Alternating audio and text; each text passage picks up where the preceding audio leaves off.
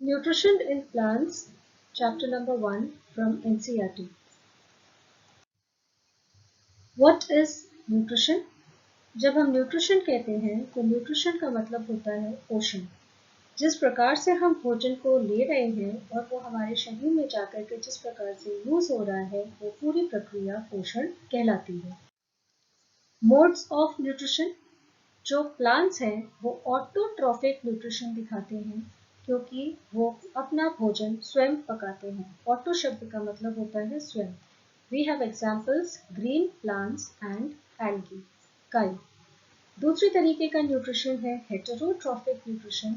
Hetero शब्द का मतलब होता है दूसरे पर निर्भर। तो भोजन के लिए जब प्लांट्स दूसरों पर निर्भर करते हैं दे शो हेटेरोट्रॉफिक न्यूट्रिशन। इसमें एग्जाम्पल है हमारा मशरूम और मोल्ड्स।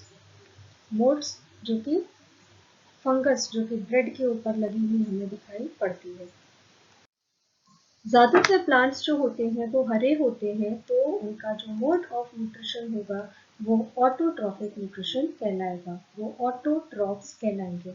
हेट्रोट्रॉफिक न्यूट्रिशन में हम दो एग्जाम्पल्स पढ़ेंगे, दो टाइप्स पढ़ेंगे। एक है पैरासाइटिक न्यूट्रिशन और एक है सैप्रोट्रोफिक न्यूट्रिशन। फोटोसिंथेसिस प्रक्रिया के लिए प्लांट्स को चार चीज़ों की आवश्यकता पड़ती है। द रॉ मटेरियल्स की चार चीज़ें चाहिए, कार्बन डाइऑक्साइड, वाटर, क्लोरोफिल और सनलाइट। इन चारों में से कोई भी एक चीज़ एब्सेंट होगी तो प्लांट फोटोसिंथेसिस नहीं कर पाएंगे। फोटोसिंथेसिस को हम हिंदी में कहते हैं प्रकाश संश्लेषण। प्लांट्स जो होते हैं उनमें हरा रंग जो पाया जाता है आपको पता है वो क्लोरोफिल कहलाता है।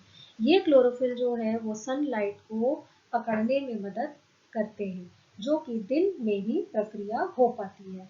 ये जो चित्र आपको दिख रहा है ये चित्र आपका क्लोरोप्लास्ट का चित्र है। ये क्लोरोप्लास्ट प्लांट के अंदर पाए जाने वाले वो पार्ट्स हैं जिसके अंदर क्लोरोफिल पाया जाता है।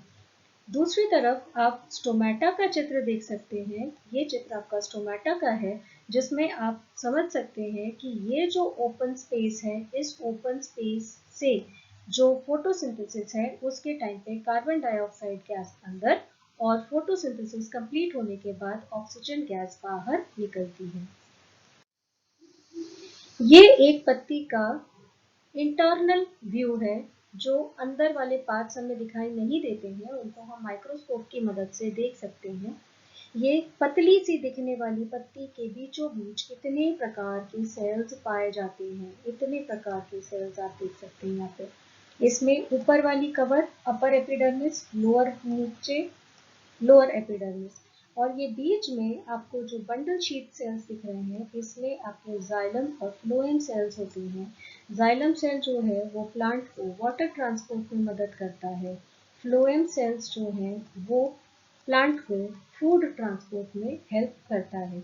ये जो नीचे वाली सतह है इस नीचे वाली सतह में आपको स्टोमेटा किसी भी पत्ती में पाए जाते हैं, दिखाई देते हैं माइक्रोस्कोप से देखने पर।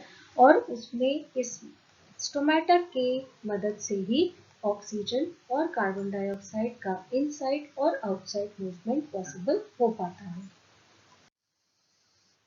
इक्वेशन ऑफ फोटोसिंथेसिस, फोटोसिंथेसिस के लिए चार चीजें आवश्यक हैं, carbon dioxide, water in presence of sunlight and chlorophyll. ये एक केमिकल चेंज करते हैं जिसमें कार्बोहाइड्रेट की फॉर्मेशन होती है। ये कार्बोहाइड्रेट जो प्लांट में बनता है वो स्टार्च के फॉर्म में बनता है। ये जो स्टार्च है ये हम प्लांट में स्टोर्ड फूड के रूप में पाते हैं और इस प्रोसेस के अंदर ऑक्सीजन गैस भी बनती है जो एक बाय प्रोडक्ट के रूप में पेड़ से बाहर निकल जाती है। We have experiments on photosynthesis. आगे देखते हैं। सबसे पहले लीव्स में स्टार्च की प्रेजेंस को टेस्ट करेंगे। इस बीकर के अंदर आप देख सकते हैं कि एक पत्ती उबाली जा रही है पानी में। फिर हमें क्या करना है कि इस पत्ती को निकाल करके यहाँ पे एक टेस्ट ट्यूब के अंदर जिसमें अल्कोहल पाया जाएगा उसमें डाल देना है और ये जो फ्लेम है उस फ्लेम को बंद कर देना है। फिर हम इस पत्ती को यहाँ से लेकर के फिर पानी में बॉईल करेंगे ताकि जो लीफ है वो नरम बनी रहे।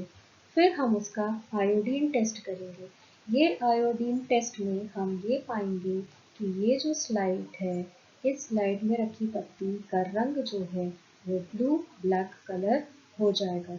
ये ब्लू ब्लैक कलर जो है वो प्रेजेंस ऑफ स्टार्च बताता है।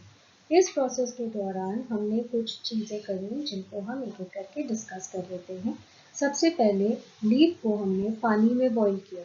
रीज़न, पानी में इसलिए बॉईल किया गया ताकि जो लीफ है वो सॉफ्ट हो जाए और सॉफ्ट होने की वजह से जो उसका सबसे बाहर वाला जो स्ट्रक्चर है वो स्ट्रक्चर सॉफ्ट होने की वजह से टूट जाए और लीफ जो है वो आगे का लाइव ना रहे और वो डेड हो जाए। इस लीफ को हमने सेकेंड स्टेप अल्कोहल में इसलिए बॉईल किया ताकि इसके अंदर का क्लोरोफिल खत्म हो जाए। फिर हमने इसकी जो बर्नर है उसको बंद क्यों किया? बंद इसलिए किया गया क्योंकि अल्कोहल का जो बॉइलिंग पॉइंट है वो बहुत ही कम होता है और इस टेस्ट ट्यूब के अंदर आग पकड़ने का डर बढ़ जाता है, इसलिए हम फ्लेम का इस्तेमाल नहीं करेंगे। हॉट वाटर में ही अल्कोहल जो है वो हीट एनर्जी लीफ को पहुंचा देगी। इस लीफ को हमने थर्ड स्टेप यहाँ पे पानी में दोबारा इसलिए डाला ताकि लीफ जो है वो कड़क ना रह जाए। अब उसको वापस हमें सॉफ्ट करना है और इस वजह से हम उसको पानी में दोबारा बॉईल करेंगे। लास्टली जब हम इसको आयोडीन सॉल्यूशन से टेस्ट करते हैं तो ये पाया जाता है कि ये जो पत्ती है वो ब्लू ब्लैक हो जाएगी क्योंकि उसके अंदर स्टार्च पाया जाता है। स्टार्च जो है वो ब्लू ब्लैक कलर देता है आयोडीन सॉल्यूशन के साथ, जो कि कार्बोहाइड्रेट स्टार्च की पहचान है। Photosynthesis is important for the plants. It is because ये पेड़ों के लिए कार्बन डाइऑक्साइड यूज करने का काम करते हैं और नेचर में ऑक्सीजन वापस देने का काम करते हैं। इससे हमारे नेचर में एक कार्बन डाइऑक्साइड और ऑक्सीजन का बैलेंस मेंटेन रहता है। ये फोटोसिंथेसिस प्रोसेस बहुत इम्पोर्टेंट है क्योंकि हर जीव डायरेक्टली या इनडायरेक्टली किसी पौधे के ऊपर ही निर्भर करता है, इसलिए ये फोटोसिंथेसिस दो कारणों से एक इम्पोर्टेंट प्रोसेस हर जीवन के लिए आवश्यक है। पार्ट्स ऑफ प्लांट जो कि फोटोसिंथेसिस में पार्टिसिपेट कर रहे हैं वो है लीफ के अंदर पाया जाने वाला क्लोरोप्लास्ट, जिसका स्ट्रक्चर हमने इससे पहले देखा, और ये इसलिए इम्पोर्टेंट है क्योंकि इसी के अंदर क्लोरोफिल पाया जा रहा है और क्लोरोफिल अगर नहीं होगा तो सनलाइट नहीं होगी और सनलाइट नहीं होगा तो फोटोसिंथेसिस प्रोसेस पूरा नहीं हो पाएगा। आपको दोबारा याद दिला दूं, चारों रॉ मटेरियल्स में से भी कोई भी एक पार्ट अगर मिसिंग होगा तो प्लांट्स फोटोसिंथेसिस प्रोसेस कंप्लीट नहीं कर पाते हैं। Photosynthesis is shown only in green leaves. इस पत्ती में आप कलर्ड पार्ट देख सकते हैं। इन कलर्ड पार्ट्स में फोटोसिंथेसिस का प्रोसेस नहीं होता है। ये प्लांट्स जो है ये क्लोरोफिल इनमें पाया तो जाएगा पर इसमें कम क्लोरोफिल पाया जाएगा। ये आपको हरा भाग दिख रहा है, ये आपको हरा भाग दिख रहा है, तो इन हरे भाग में फोटोसिंथेसिस प्रोसेस होगा। इनमें क्लोरोफिल पाया जाएगा पर इसकी मात्रा बहुत कम होती है। कलर्ड पार्ट्स में फोटोसिंथेसिस नहीं होगा, सिर्फ ग्रीन पार्ट्स में फोटोसिंथेसिस होगा।